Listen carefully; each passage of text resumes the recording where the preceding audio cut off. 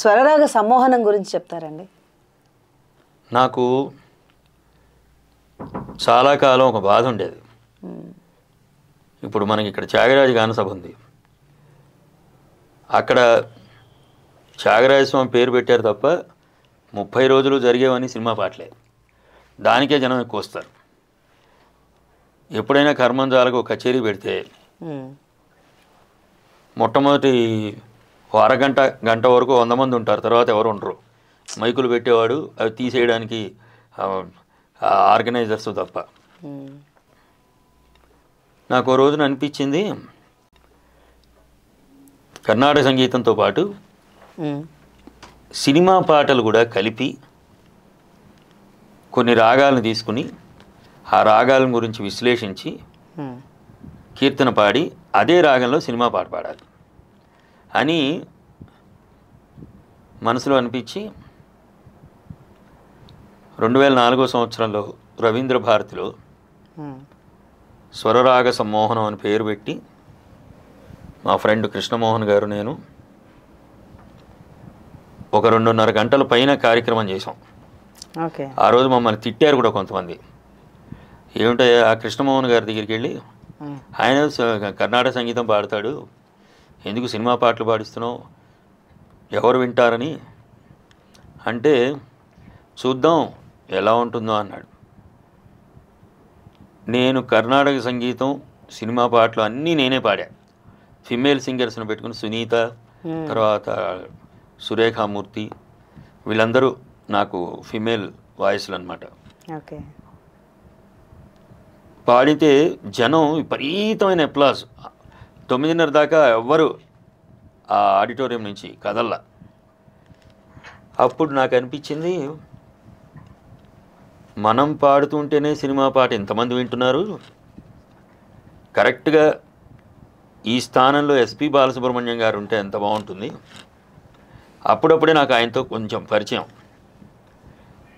వారిని వెళ్ళి అడుగుదాం అని చెప్పి నేను మా ఫ్రెండ్ కృష్ణమోహన్ గారు ఇద్దరం కలిసి బాలు గారు ఇక్కడ మాయాబజార్ షూటింగ్కి వచ్చారు. అక్కడికి వెళ్ళి మాట్లాడితే ఆయనకి ఆ కాన్సెప్ట్ చాలా నచ్చింది. కాకపోతే నాకు 20 రోజులు టైం కావాలి, మరి నేను ఇచ్చిన డేట్లో పెట్టుకోవాలి కార్యక్రమం, మీకు అభ్యంతరం లేకపోతే 20 రోజులు ఆలోచించి నేను చెప్తాను అన్నారు. సరే అని ఆయన ఎంత పంక్చువల్ అంటే 20 రోజులు దాటిన తర్వాత ఆయనే ఫోన్ చేసి, నేను తప్పకుండా వస్తాను కార్యక్రమానికి,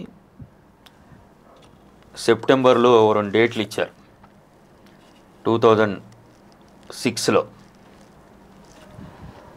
ఆయన అదేది ఈ 2-3 డేట్స్లో రవీంద్ర భారతి ఎప్పుడు ఖాళీగా ఉంటుందో కనుక్కుని నాకు చెప్పండి, అది కన్ఫర్మ్ చేద్దాం అంటే రవీంద్ర భారతికి వెళ్ళేది కనుక్కుని చెప్పా.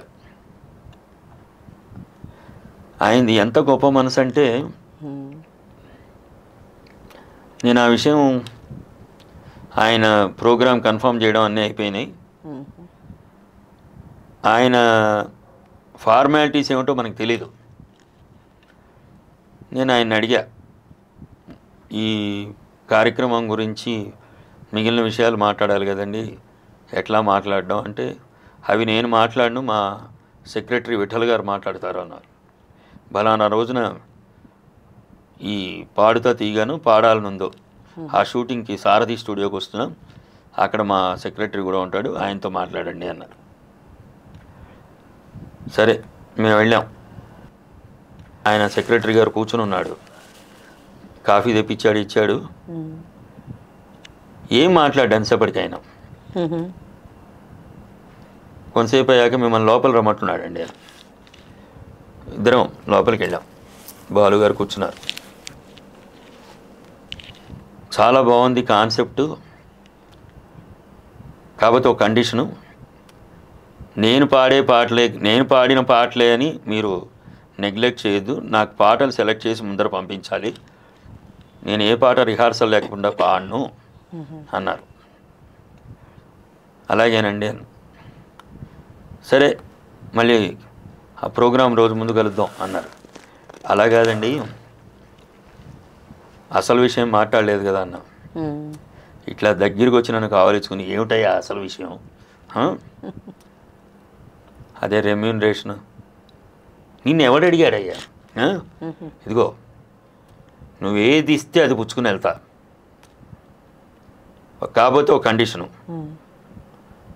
నన్ను పిలవడం ద్వారా నువ్వు డబ్బు సంపాదించుకో, నాకు అక్కర్లా, నువ్వు ఎంత ఇచ్చినా అది తీసుకుని వెళ్తా, నేను సంవత్సరానికి ఒక మంచి పని చేయాలని అనుకున్నా అది నీకు నేను చేసి పెడతా అని అప్పటి నుంచి 7 సంవత్సరాల పాటు నేను డేట్ అడగడం ఆయన ఇవ్వడం తప్ప మధ్యలో ఫైనాన్షియల్ ఇష్యూస్ ఎక్కడా నడవాల. సెకండ్ ప్రోగ్రామ్ గవర్న్లు బాలమురళి గారిని కూడా చీఫ్ గెస్ట్గా పిలిచాం.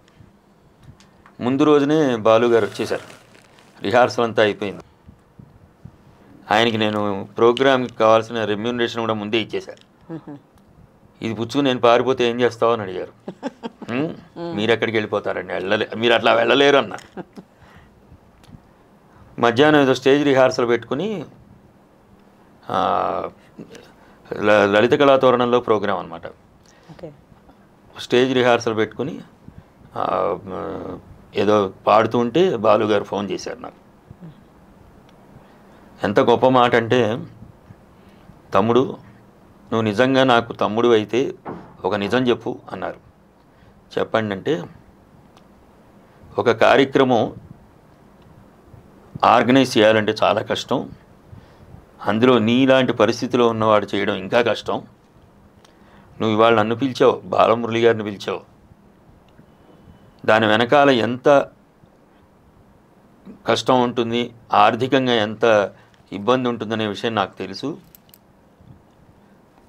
నువ్వేమనుకోపోతే నువ్వు ఇచ్చిన డబ్బు నీకు వెనక్కి ఇచ్చేస్తా, నాకు ఎప్పుడు నువ్వు డబ్బులు ఇవ్వద్దు, నేను ఖాళీగా ఉన్న డేట్లు చెప్పి నీకు వచ్చి ప్రతి సంవత్సరం పాడెళ్తా అంటే, మీరు అంత మాట అన్నారు, అదే చాలండి, నేను కష్టపడే ఇవ్వట్లేదు, ఇష్టపడే ఇస్తున్నాను అన్న.